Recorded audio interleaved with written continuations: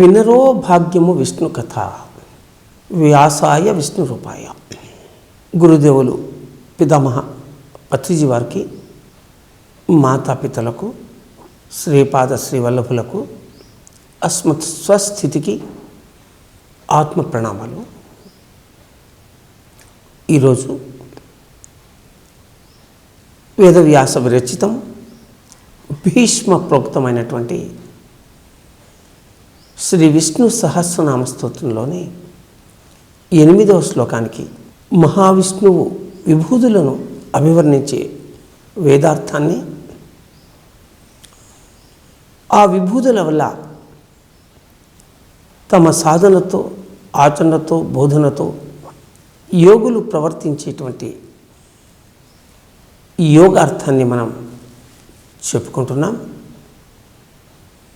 ఈ విష్ణు సహస్రనామ స్తోత్రం వేదార్థం, యోగార్థం రచించి సమర్పించిన శ్రీమతి లక్ష్మీ సుబ్రహ్మణ్యం గుప్తా గారికి అభినందనలు, కృతజ్ఞతలు కూడా. ఈశానః ప్రాణదః ప్రాణో జ్యేష్ఠః శ్రేష్ఠః ప్రజాపతిః హిరణ్యగర్భో భూగర్భో మాధవో మధుసూదనః. పరంధాముడు జీవులలో ప్రసరించే ప్రాణశక్తి. సకల ప్రాణులకు ఆ ప్రాణశక్తిని ప్రసాదిస్తున్న ప్రాణదుడు. సమస్త జీవరాశులు అంటే సమస్త భూతాలు తమ తమ వ్యాపారములయందు అంటే తమ తమ బాధ్యతలందు నియమించేవాడు శ్రీమన్నారాయణుడు. ఈ శ్రీమన్నారాయణుడు వర్తమానానికి అధిపతని ఎన్నోసార్లు చెప్పుకున్నాం మనం. నారాయణుడు, హరినారాయణుడు, శ్రీమన్నారాయణుడు. నారాయణుడై మన విశుద్ధ చక్రాన్ని శుద్ధి చేసేవాడు. హరినారాయణుడై ప్రతి జీవికి బాధ్యతలను కేటాయించి వారి దుష్కర్మలు దగ్ధమయ్యేలాగా చూసేవాడు.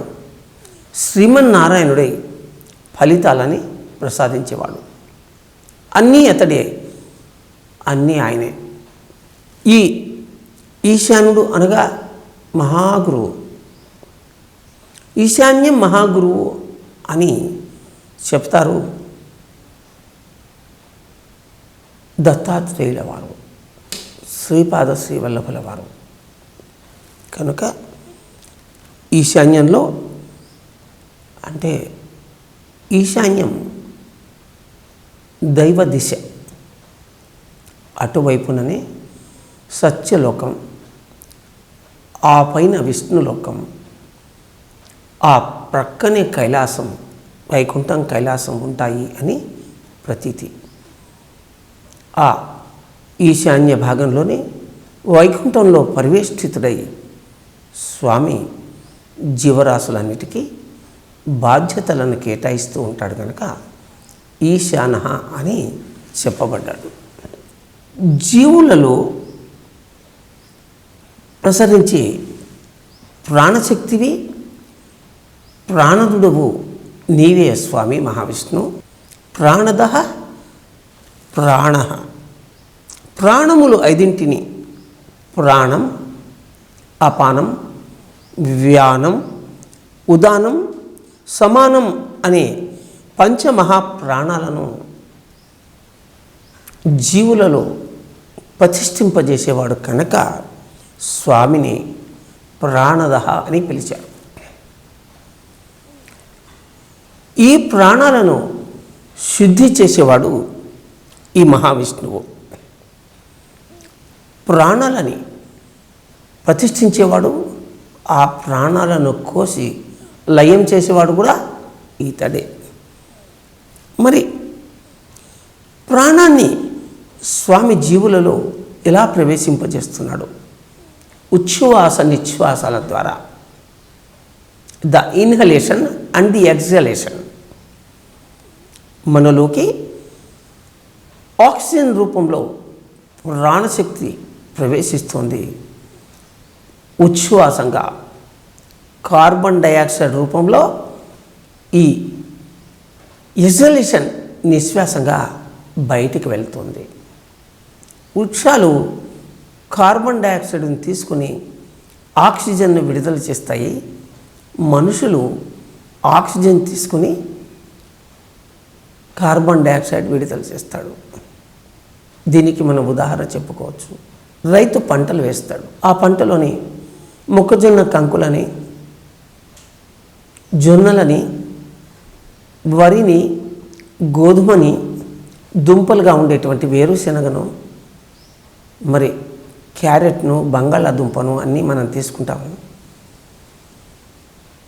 మనము తినే ఆహార పదార్థం పోను మిగిలిన గడ్డి, చొప్ప, మరి వేరుశెనగ కట్టే, ఇవన్నీ కూడా జంతువులకు ఆహారభూతమవుతున్నాయి. మనకు అవసరం లేనివి వాటికి ఉపయోగపడుతున్నాయి. కనుక ఒక పంట ద్వారా జంతువులకి, మనుషులకు కూడా ఆహారాన్ని సమర్పిస్తున్నటువంటి ఈశ్వరుడు శ్రీ మహావిష్ణువు. సమస్త ప్రాణులకు ఆహారాన్ని సమర్పించేది ఈశ్వరుడు అంటారు. పోషణలో మనం ఆయనని మహావిష్ణువు అంటాము, లయంలో పరమశివుడు అంటాం. అంతా వారే, అన్ని వారే. మరి క్షేత్రజ్ఞునిగా జీవరూపంలో ఉంటూ ఉచ్ఛ్వాస నిశ్వాసల క్రమాన్ని ప్రతిష్ఠింపజేస్తూ మన ప్రాణాలను కాపాడే ప్రాణుడైన శ్రీ మహావిష్ణువు. అందుకే శ్వాస ఉంటే శివం, శ్వాస లేకుంటే శివం అని మనం చెప్పుకుంటాం. ఈ ఉచ్ఛ్వాస నిశ్వాసల కార్యక్రమాన్ని ప్రాణ రూపంలో జీవులలో ప్రసరింపజేసేవాడు. కనుకనే ప్రాణానికి ప్రాణమైన ఈ పరమాత్మునికి ముఖ్య ప్రాణుడు, ముఖమందుండు ప్రాణుడు అని ప్రతీతి. ఇతడు జ్యేష్ఠుడు అని పిలువబడ్డాడు. జ్యేష్ఠుడు చాలా వయస్సు కలవారందరిలో వయస్సు ఉన్నవాడు. మూల చైతన్యము నుంచి తొలి సృష్టిగా ప్రభవింపబడినవాడు. అతిశయైన వృద్ధ, మిక్కిలి వృద్ధుడు. కనుక ఈ ప్రత్యయానికి సరైనట్లుగా మహావిష్ణువును జ్యేష్ఠుడు అని పిలిచారు. జ్యేష్ఠుడైన వాడే శ్రేష్ఠుడు.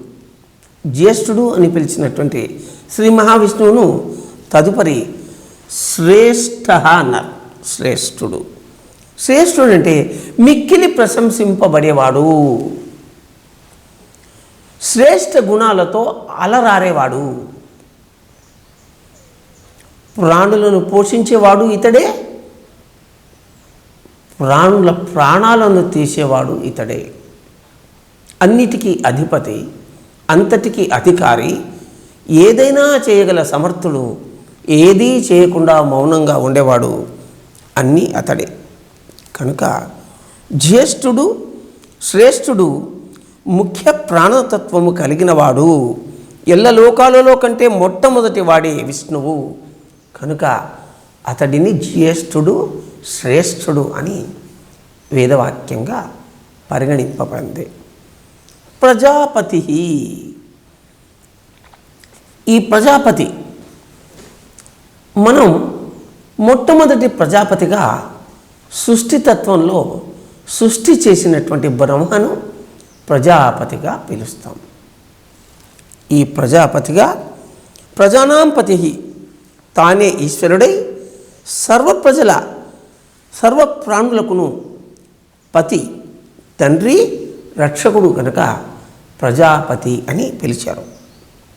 మరి ఆ స్వామిని హిరణ్య గర్భుడుగా చెప్పుకోవడం కద్దు. హిరణ్యము అంటే సువర్ణము, బంగారు. అంటే అటువంటి పచ్చడి గర్భంలో విరించి అనబడు చతుర్ముఖ బ్రహ్మ మొదట తాను ఉద్భవించడానికి ముందు ఈ హిరణ్య గర్భంలో ఉన్నాడు. హిరణ్యమును అండంలో బ్రహ్మ కొంతకాలం ఉండి ఆ పైన బ్రహ్మ కమలం నుండి ఉద్భవించాడు. కనుక ఆ హిరణ్య గర్భుడుగా కూడా మహావిష్ణువును అభివర్ణించారు వేదంలో. హిరణ్య గర్భ తత్వం శ్రీ మహావిష్ణువు యొక్క విభూతియే. మరి భూగర్భ, భూదేవిని తనలో ఇముడ్చుకున్నవాడు హిరణ్య గర్భుడు. భూగర్భుడు కూడా ఆయనే. సువర్ణకాంతి గోళంగా తేజరుతున్నాడు. మరి తన పసిడి గర్భంలో మణిపూరక చక్రంలో 14 లోకాలను ఇముడ్చుకున్నవాడు. ఆ 14 లోకాలలో ఈ భూలోకం ఒకటి. ఈ మర్త్యలోకం, భూలోకం. ఈ భూలోకంలో 7 ద్వీపాలు ఉన్నాయని, ఆ ద్వీపాలలో భూద్వీపం ఒకటి అని విష్ణు పురాణంలో చెప్పబడింది. ఈ భూలోకం మహాశ్రేష్ఠుడు, జ్యేష్ఠుడు అయినటువంటి హిరణ్య గర్భుడు అయినటువంటి శ్రీమన్నారాయణుని మణిపూరక చక్రంలో ఇముడ్చబడింది అని భూగర్భుడు అని ఆయన చెప్పబడ్డాడు. హిరణ్య గర్భుడు అని చెప్పుకోవడానికి కారణం మహావిష్ణువు యొక్క అంశ, తొలి సృష్టి అయినటువంటి బ్రహ్మ. ఆ బ్రహ్మ ప్రజాపతి మహావిష్ణువు మణిపూరక చక్రంలో కొంతకాలం ఆ పసిడి గర్భంలో ఉన్నాడు కనుక ఆయనని హిరణ్య గర్భుడని, భూగర్భుడని మళ్ళీ చెప్పుకోవడం జరుగుతుంది. మరి ఆయన మాధవుడు. మా అనగా శ్రీలక్ష్మి, ధవుడు అనగా పతి, అనగా మాధవుడు అనగా శ్రీలక్ష్మీపతి అని ఉత్పత్త్యర్థం. మరి మా అంటే మౌనం, ధ అంటే ధ్యానం అని కూడా యోగ పరంపరలో చెప్పుకుంటారు. మా అంటే మౌనము, ధ అంటే ధ్యానము. మౌనమే ధ్యానము, ధ్యానమే మౌనము. మరి మౌనానికి మనం మొట్టమొదట ఎవరిని గుర్తు చేసుకుంటాం? మౌనానికి మనం రమణ మహర్షిని గుర్తు చేసుకుంటాం. ఆ పైన మెహర్ బాబాని గుర్తు చేసుకుంటాం. రమణ మహర్షి ఎప్పుడు మౌనంగా ఉండేవాడు, ధ్యానంలో ఉండేవాడు. అవసరమైనప్పుడు మాత్రమే అతి తక్కువ 1-2 పదాలు మాత్రమే ఉచ్చరించేవాడు రమణ మహర్షి. వారి మౌనం నుండే వారి శిష్యులు ఎంతో జ్ఞానాన్ని గ్రహించి మనకు అందజేశారు. మరి మౌనం, ధ్యానం, ఈ మౌన ధ్యానాన్ని మనం అవలంబించినట్లయితే మనము ఒక రమణ మహర్షి అవుతాం, ఒక మెహర్ బాబా అవుతాం.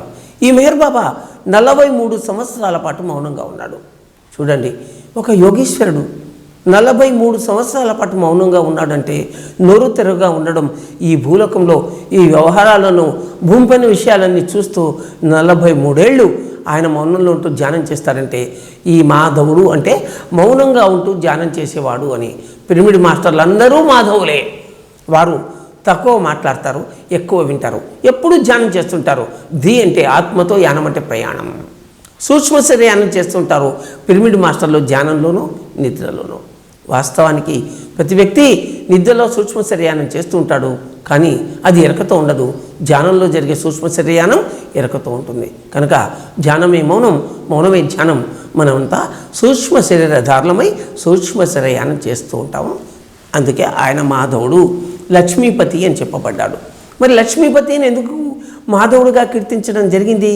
మనం ధ్యానం చేసి మన పనులను మనం చేసినప్పుడు మనకు కావాల్సినటువంటి ఫలితాలు వాడిస్తారు. యోగస్థ కురు కర్మాణి, యోగ కర్మ సుకౌశలం, కర్మణ్యేవాధికారస్తే మా ఫలేషు కదాచన, జ్ఞానాగ్ని దగ్ధ కర్మాణం తస్మాత్ యోగి భవార్జున. భగవద్గీతలో వివిధ సందర్భాల్లో చెప్పబడ్డాయి.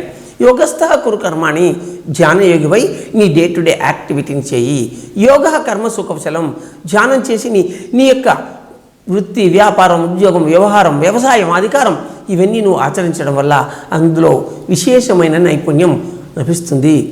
యోగ కర్మ సుకౌశలం అంటే ఇదే. కర్మణ్యేవాధికారస్తే మా ఫలేషు కదాచన, పనులను చేయడం నీ వంతు, ఫలితాన్ని ఇవ్వడం భగవంతుడి వంతు, మహావిష్ణువు వంతు. కనుక వర్తమానానికి అధిపతి అయినటువంటి మహావిష్ణువు ఫలితాన్ని ఇస్తాడు. పని చేయడంలోనే నీ యొక్క నేర్పరితనాన్ని చూపించు. జ్ఞానాగ్ని దగ్ధ కర్మాణం, జ్ఞానం అనే అగ్నితో కర్మలను దగ్ధం చెయ్యి.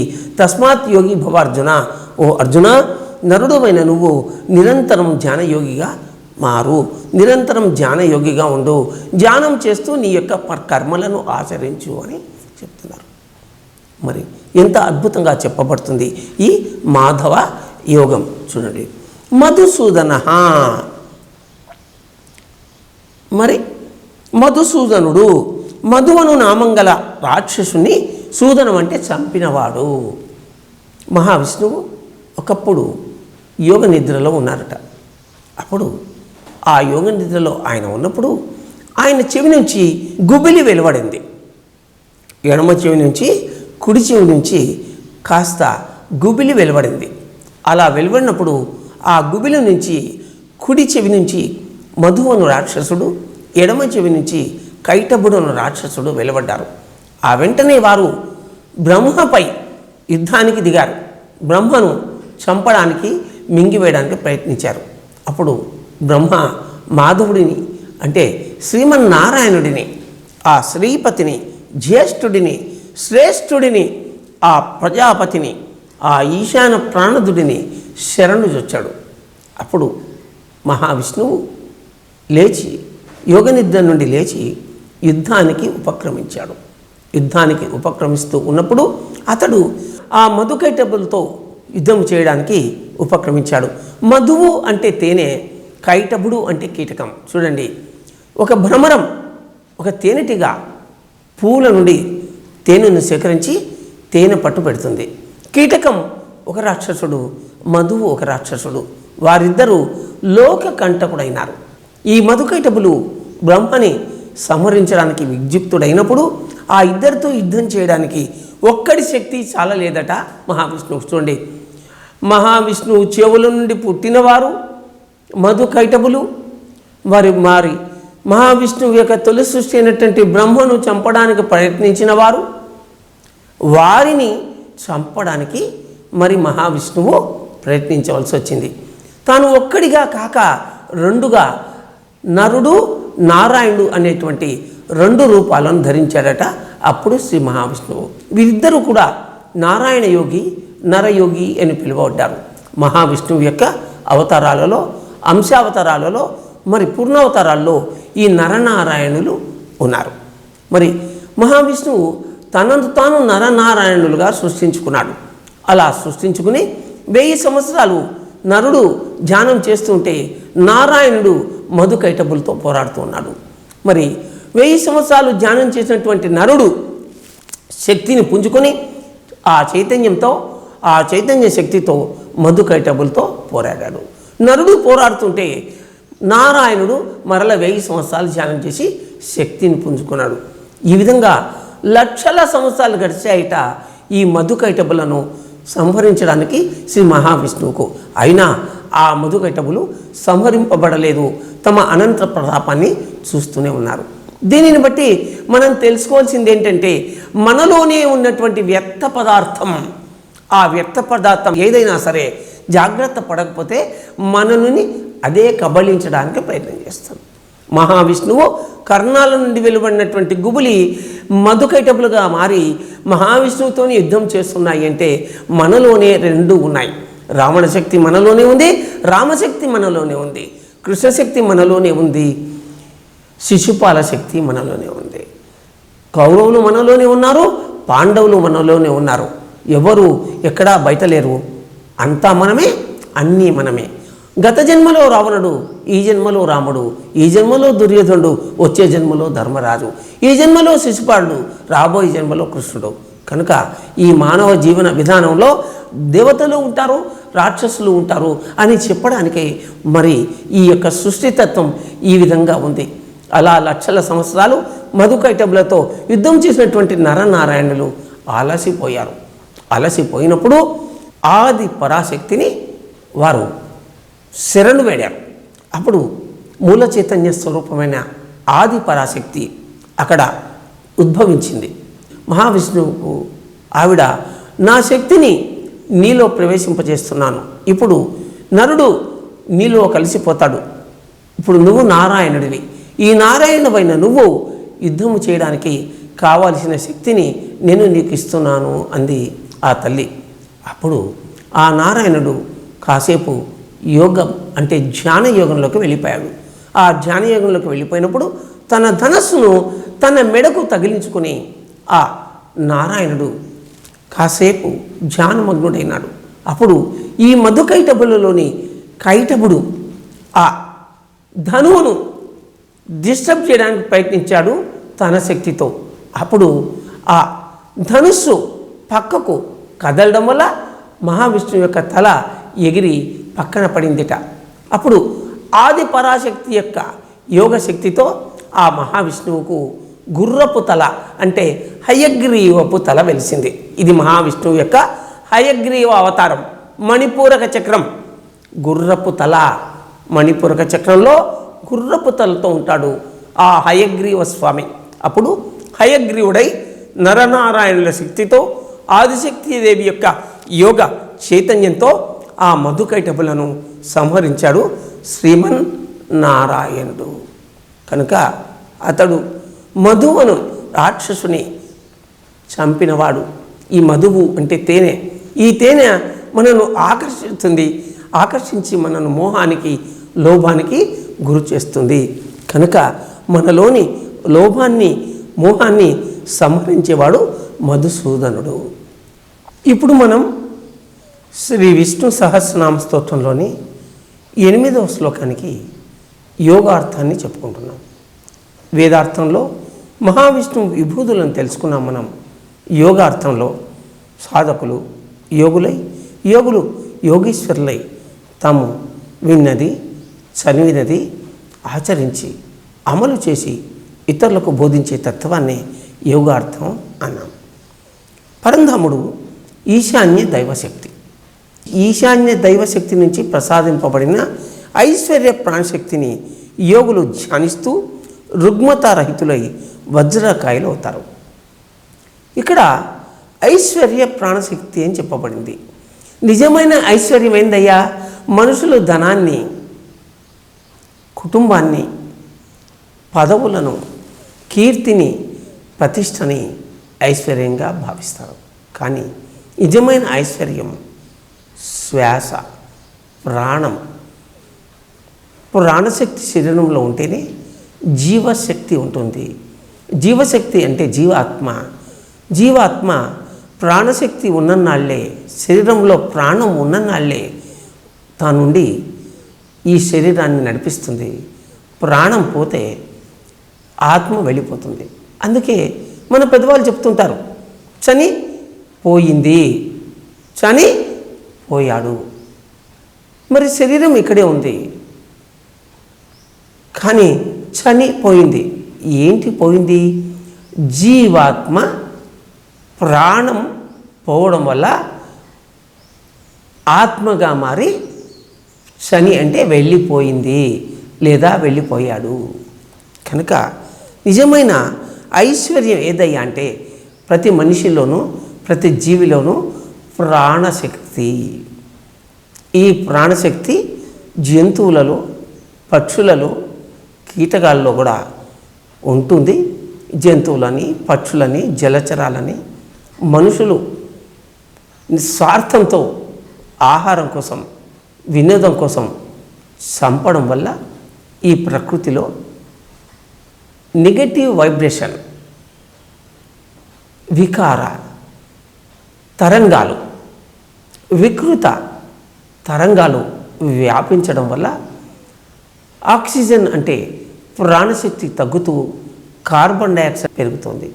కనుక వృక్షాలని, జంతువులని కాపాడుకున్నప్పుడు మాత్రమే మనం మన ప్రాణశక్తిని పెంచుకోగలం.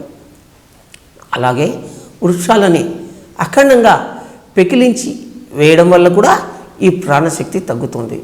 ఈ మధ్య కరోనా వల్ల గత నెలన్నర రోజులుగా ఆక్సిజన్ కరువు కావడం వల్ల భారతదేశంలో ప్రతిరోజు ప్రపంచమంతా కలిసి 4 లక్షల కేసులు కరోనా కేసులు అయితే ఒక్క భారతదేశంలో మాత్రమే 4 లక్షల కేసులు వచ్చాయి.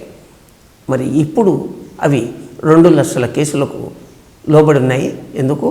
ఆక్సిజన్ సరఫరా పెరగడం వల్ల. ఈ ఆక్సిజన్ మన శరీరంలో మనము పెంచుకున్నట్లయితే మనకు రోగనిరోధక శక్తి అమితంగా వృద్ధి చెందుతుంది.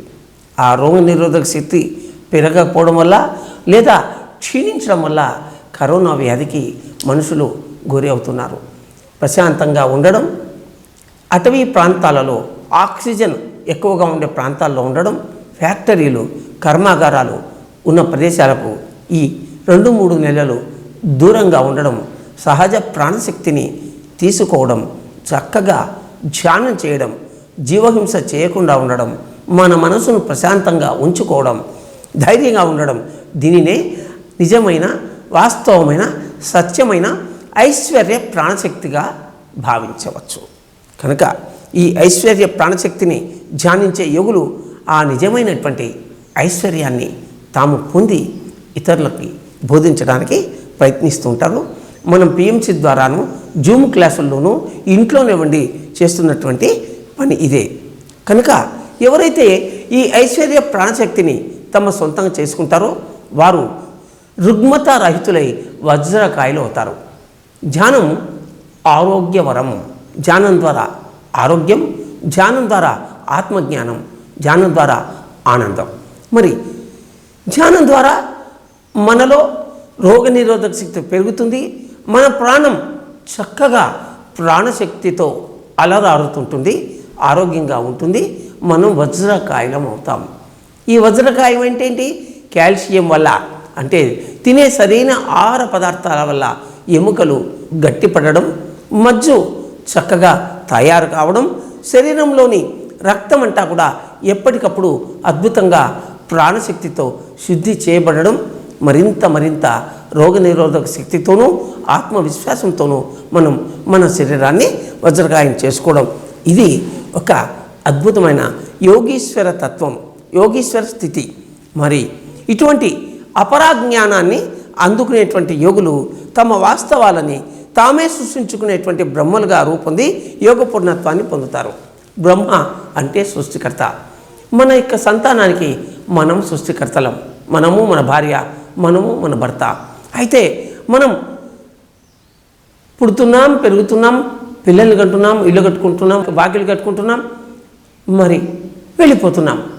అసలు ఏమైనా సాధించామా? ఏం సాధించామంటే పుట్టాం, పెరిగాం, మరణించాం. అలా కాదు. ఒక యోగశక్తితో ఉన్నవాడు మాత్రమే, యోగ పూర్ణ బ్రహ్మ మాత్రమే జీవితానికి సరైనటువంటి అర్థాన్ని తెలుసుకుని పరాజ్ఞానం, అపరాజ్ఞానం. మరి అపరాజ్ఞానం అంటే అంతరిక్ష జ్ఞానం. అది మన లోపల నుంచి మాత్రమే బయటకు వస్తుంది.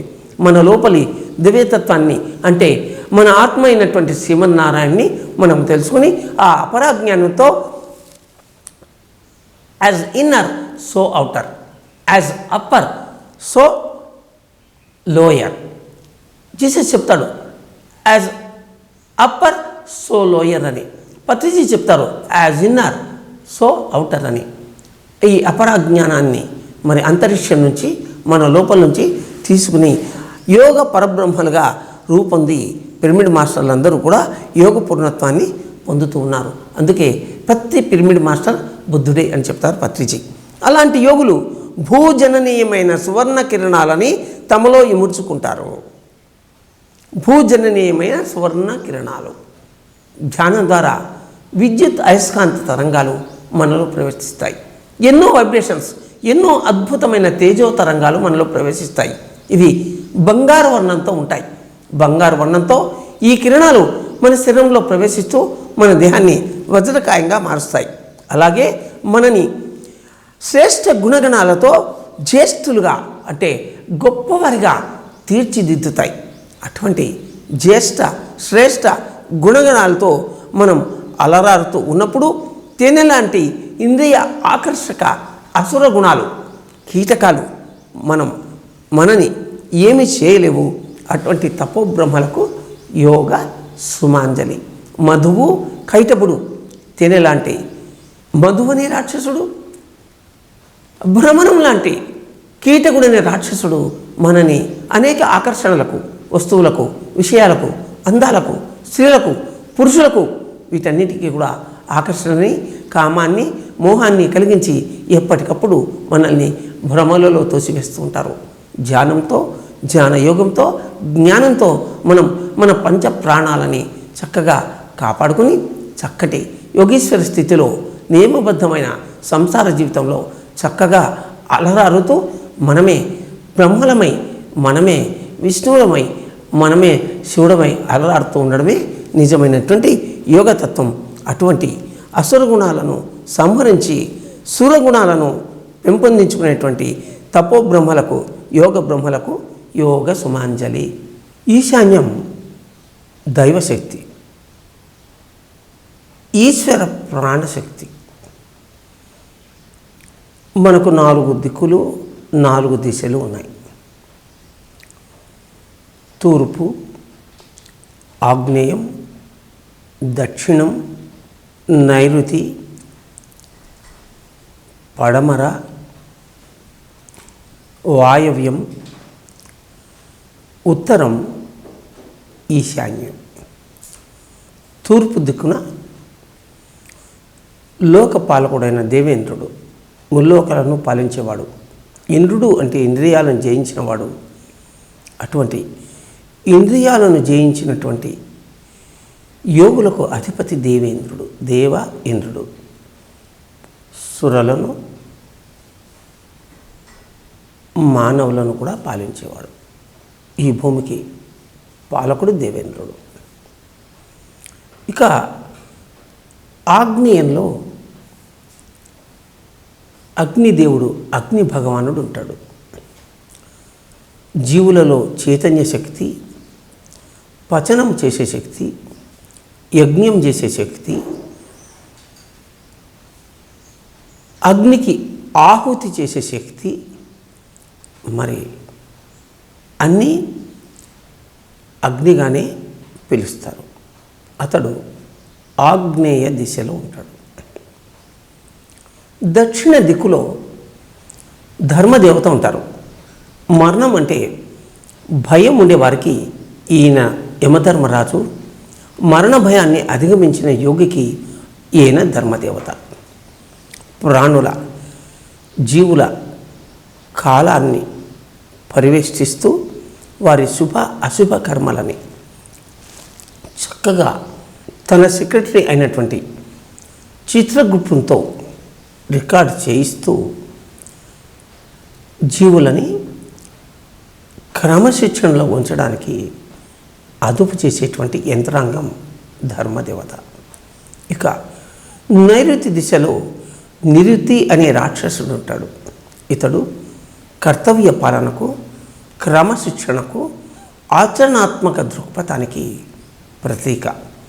అందుకే రాక్షసుల్లా పనిచేస్తారా వాడు అంటాం కొందరిని. బాగా పనిచేసే వాళ్ళని స్థిరంగా, స్థితంగా కూర్చుని పని చేయించేవాడు, పని చేసేవాడు ఈ నిరుతి, ఈ నైరుతి దిశలో ఉంటాడు. ఆ పైన పశ్చిమ దిక్కులో వరుణుడు ఉంటాడు. ఈ వరుణుడు జలానికి ఆధారం. మనలోని ప్రాణాలు కాపాడబడుతూ ఉన్నాయంటే ఈ జలమే ఆధారం. కనుక ప్రాణశక్తికి హేతువైనటువంటి జలానికి ఆధారభూతమైనటువంటి వరుణుడు పశ్చిమ దిక్కులో ఉంటాడు. మరి కింది లోకాల్లో వరుణ లోకంలో ఆయన ఉంటాడు. ఇక వాయవ్య దిశలో వాయువు ఉంటారు. ఇందాక చెప్పుకున్నాం ప్రాణశక్తి, ప్రాణం.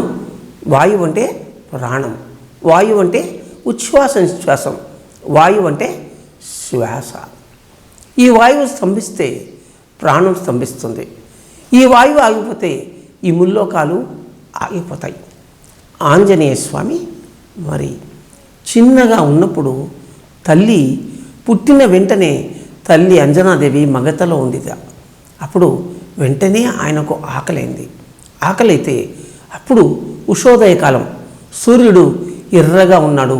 ఉషోదయ సూర్యుడు ఎర్రగా ఉండే ఆ తర్వాత తీవ్రంగా ఉంటాడు కదా, తేజంగా ఉంటాడు కదా. ఆ ఉషోదయ సూర్యుని చూసి అదొక పండు అనుకుని ఆకాశానికి ఎగిరాడు ఆ పసిబాలుడు, పసిపాపైనటువంటి ఆంజనేయుడు. ఎంత శక్తిమంతుడో చూడండి. అంజనీ పుత్రుడు, వాయు అంశ కలిగిన వాడు ఆంజనేయుడు. ఆ సూర్యుని మింగపోతే ఎవరో అసురుడు, రాక్షసుడు సూర్యుని మింగబోతున్నాడు అనుకుని క్షణాలలో దేవేంద్రుడు అక్కడ ప్రత్యక్షమై ఆ ఆంజనేయుని మూతి మీద తన వజ్రాయుధంతో కొట్టాడు. ఆంజనేయుడు మూర్ఛపోయాడు. అప్పుడు వాయుపుత్రుడైనటువంటి ఆంజనేయుడు ఆ విధంగా మూర్ఛపోవడం వాయుదేవుడికి ఆగ్రహం తెప్పించింది. అలా ఆగ్రహం తెప్పించినప్పుడు ఆ వాయుదేవుడు ఒక క్షణకాలం తన యొక్క వాయువాహక స్థితిని ఆపేశాడట. క్షణకాలంలోనే జీవులన్నీ కూడా తల్లడిల్లాయి. వాయువు యొక్క చలనం లేక, అంటే ప్రాణశక్తి స్తంభించి ప్రాణాలన్నీ కూడా పోయేటువంటి స్థితి కొన్ని క్షణాల పాటు కొనసాగడం వల్ల లోకాలన్నీ తల్లడిల్లినప్పుడు బ్రహ్మ వచ్చి వాయువును ఉరడించి ఆంజనేయుడిని మూర్ఛ నుంచి మేల్కోమని చెప్పి తనతో పాటు దేవతలందరినీ ఆంజనేయుడికి వరాలను, శక్తులను ప్రసాదించమని ఆదేశించాడు. ఇది ప్రాణశక్తికి, ప్రాణానికి మూలమైనటువంటి వాయువు శక్తి. ఇక ఉత్తరంలో కుబేరుడు ఉంటాడు. ఈ కుబేరుడు ధనశక్తి, ఐశ్వర్యశక్తి. మరి ఈ కుబేరుడు మహాలక్ష్మీదేవి యొక్క ధనశాఖకు సంబంధించినటువంటి సెక్రటరీ. బ్యాంకులో హెడ్ క్యాషియర్ లాగా. ఆ ధనలక్ష్మీదేవి తరఫున ధనాన్ని రిలీజ్ చేస్తూ ఉంటాడు. తిరిగి వడ్డీ వ్యాపారిలాగా రాబట్టుకుంటూ ఉంటాడు. మనం విన్నాం, పద్మావతి శ్రీనివాసుల కళ్యాణానికి కుబేరుడు శ్రీనివాసునికి అప్పిచ్చాడు. ఆ అప్పు వడ్డీ రూపంలో ఇప్పటికీ మరి ప్రజలు అందజేస్తున్నటువంటి ధన రూపేణ, వస్తు రూపేణ వస్తున్న కానుకలు ఆ కుబేరుడు ఖాతాలో జమ అవుతున్నాయి. ఇవన్నీ కూడా ట్రెజరీలో జమ అవుతాయి. Kuberu treasurer, chief treasurer. ఈ ప్రకృతిలో ఎవరయ్యా ఖజానా అధిపతి అంటే కుబేరుడు. ఈ కుబేరుడు ఇష్టం వచ్చినట్లుగా డబ్బు రిలీజ్ చేయడు. మనం చెప్పుకున్నాం వర్తమానానికి అధిపతి మహావిష్ణువు అని. ఆ మహావిష్ణువు డే టు డే యాక్టివిటీలో పరిపాలనను కొనసాగించడానికి సంపదలు అవసరం. ఆ సంపదలను సృష్టించి లక్ష్మీదేవి కుబేరుని ద్వారా మహావిష్ణువుకు అందజేస్తే మహావిష్ణువు పాలిస్తూ ఉంటాడు. ఇష్టం వచ్చినట్టుగా ఒక క్రమ పద్ధతిలో, ఒక క్రమశిక్షణతో ఎవరికి ఎంత ఇవ్వాలో అంత తూచి ఇచ్చే బాధ్యత కుబేరుడిది. అందుకే చేసుకున్న వారికి చేసుకున్నంత మహాదేవా అని, నువ్వు ఎంత పని చేస్తే అంత ఫలితమే నీకు లభిస్తుంది. అది కుబేరుని చూసి మనము తెలుసుకోవాలి. ధనాధీశుడైనటువంటి ఈ కుబేరుడు అతి జాగ్రత్తగా క్రమశిక్షణతో ధనాన్ని విడుదల చేస్తూ ఉంటాడు. మన ఆర్థిక శాఖ మంత్రులగా ఆర్థిక శాఖ మంత్రి ప్రధానమంత్రి యొక్క ఆజ్ఞలకు లోబడి మరి బడ్జెట్ను రూపొందిస్తున్నట్లుగా ధనలక్ష్మీదేవి యొక్క ఆజ్ఞకు లోబడి ఈ కుబేరుడు డబ్బును రిలీజ్ చేస్తూ ఉంటాడు. కనుక జాగ్రత్తగా ఉంటే కుబేరుని యొక్క అండ మనకుంటుంది. ధనాన్ని దుర్వినియోగం చేస్తే కుబేరుని దృష్టి పక్కకెళ్తుంది. ఉన్నదంతా అయిపోతే మరి ఆ తర్వాత అడుక్కోవాలి, వెతుక్కోవాలి, అప్పులు తెచ్చుకోవాలి. అలా కాకుండా చక్కగా మన బాధ్యతలని మనం నిర్వర్తిస్తూ మన యొక్క ధనాన్ని మనం జాగ్రత్త చేసుకుంటూ మరి వచ్చిన ధనంలో 10% మరి ధర్మ కార్యాలకి, పిరమిడ్ నిర్మాణాలకి, శాకాహార అహింసా ప్రచారానికి, ధ్యాన ప్రచారాలకి, మరిన్ని ధర్మ కార్యాలకి ఉపయోగించినప్పుడు మిగిలిన 90% నువ్వు చక్కగా జాగ్రత్తగా కాపాడుకుంటూ, కుటుంబాన్ని కాపాడుకుంటూ, సంఘాన్ని కాపాడుకుంటూ ఉన్నప్పుడు కుబేరుని యొక్క దృష్టి, ధనలక్ష్మీదేవి యొక్క కృప మన యందు ఎప్పుడు ఉంటుందని ఈ ఉత్తర దిక్కులో ఉన్న కుబేరుని చూసి మనం తెలుసుకుంటున్నాం. ఇక ఆఖరిదైనటువంటిది ఈశాన్యం, ఈశాన్య దిశ. ఈశాన్యం ప్రాణద ప్రాణో జ్యేష్ఠ శ్రేష్ఠ ప్రజాపతి. మరి ఈ ఈశాన్యం నుంచి మరి మనం ఏమి తెలుసుకోవాలి? ఈశాన్యం నుంచి మనం ఏమి పొందాలి? ఈశాన్యం మహాగురువు అన్నారు దత్తాత్రేయుల వారు. ఈశాన్యంలో మహాగురువు ఉంటాడు. ఎవరయ్యా గురువు? గురువులకు గురువు దక్షిణామూర్తి. పరమశివుడిని గురుస్వరూపంలో దక్షిణామూర్తిగా పిలుస్తారు. ఆ దక్షిణామూర్తి దక్షిణహస్తం అంటే కుడి చేతితో అభయహస్తాన్ని చూపిస్తూ ఉంటాడు. మనం దేవేంద్రుడు, అగ్ని, ధర్మదేవత, నిరుతి, వరుణుడు, వాయువు, కుబేరుడు వీరందరినీ చెప్పుకున్న తర్వాత ఈ ఈశాన్యంలోని మహాగురువు గురించి చెప్పుకున్నాం. సృష్టి చేసేటువంటి ప్రజాపతి, పాలకుడైనటువంటి జ్యేష్ఠుడు, మరి లయకారకుడైనటువంటి మధుసూదనుడు, మాధవుడు అన్నీ అతడే ఆ ఈశాన్య మహాప్రభువు. కనుక ఈ ఈశాన్య మహాప్రభువును ఉద్దేశించి మనం ధ్యానం చేస్తూ, జ్ఞానం పొందుతూ, క్రమశిక్షణతో జీవిస్తూ, పనులు చేస్తూ, పనులు మన సేవకులకు లేదా మన దగ్గర పనిచేస్తున్న వారికి కేటాయిస్తూ, మన ధనాన్ని, ధాన్యాన్ని, వీరాన్ని, విజయాన్ని, సంతానాన్ని కాపాడుకున్నట్లుగా యోగ స్థితిని కూడా కాపాడుకుంటూ ఆ ఈశాన్య మహాగురువుతో అనుసంధానమైతే భిన్నత్వం నుంచి ఏకత్వం, ఏకత్వం నుంచి అనంతత్వం, duality to individuality, individuality to infinity. కనుక భిన్నత్వంలో ఉన్నటువంటి మనం శరీరము ఆత్మ వేరు అనే స్థితిని వదిలేసి ఈ శరీరంలో ఉన్నటువంటి ఆత్మస్వరూపుడైనటువంటి ఆ ఈశానుడిని మనం మూల చైతన్య శక్తిని మనం ఒక అధినేతగా తెచ్చుకొని ధ్యానం చేస్తూ ఆ ఈశాన్య ప్రాణశక్తితో ఉచ్ఛ్వాస నిశ్వాసాలని క్రమబద్ధం చేసుకుంటూ మన ప్రాణాలని చక్కగా కాపాడుకుంటూ మన ఆరోగ్యాన్ని సంరక్షించుకుంటూ మరి మనలోని చైతన్య శక్తిని విస్తరింప చేసుకుంటూ రోగనిరోధక శక్తిని పెంపొందించుకుంటూ మనం దీర్ఘాయుష్యం కావాలి. ఇప్పుడు కలియుగం పూర్తయి ద్వాపరయుగంలో ఉన్నాం మనం. పత్రిజీ 1000 సంవత్సరాలు తాము జీవిస్తామని పిరమిడ్ మాస్టర్లందరినీ 1000 సంవత్సరాలు జీవించమని అన్నారు. దానికి కారణం ఇప్పుడు కృష్ణ చైతన్యం నడుస్తోంది, శ్రీకృష్ణ కాలం నడుస్తోంది, ద్వాపరయుగం మొదలైంది. ఈ ద్వాపరయుగంలోని మొదటి పాదంలో ఉన్నాం మనం. పరమాద్భుతంగా ఈ ద్వాపరయుగాన్ని పూర్తి చేసుకుని త్రేతాయుగాన్ని పూర్తి చేసుకుని కృతయుగానికి వెళ్ళినప్పుడు సంపూర్ణ సత్యయుగం ఈ భూమి మీద అలరారుతూ ఉంటుంది. ఇప్పుడు మనం శ్రీ విష్ణు సహస్రనామ స్తోత్రంలో 8వ స్తోత్రాన్ని గురించి వేదార్థాన్ని, యోగార్థాన్ని సవివరంగా చెప్పుకున్నాం. మరి ఇందులోని గొప్పతనమంతా మధుసూదనుడిది, తప్పులన్నీ కూడా మారం శివప్రసాద్వి. Thank you.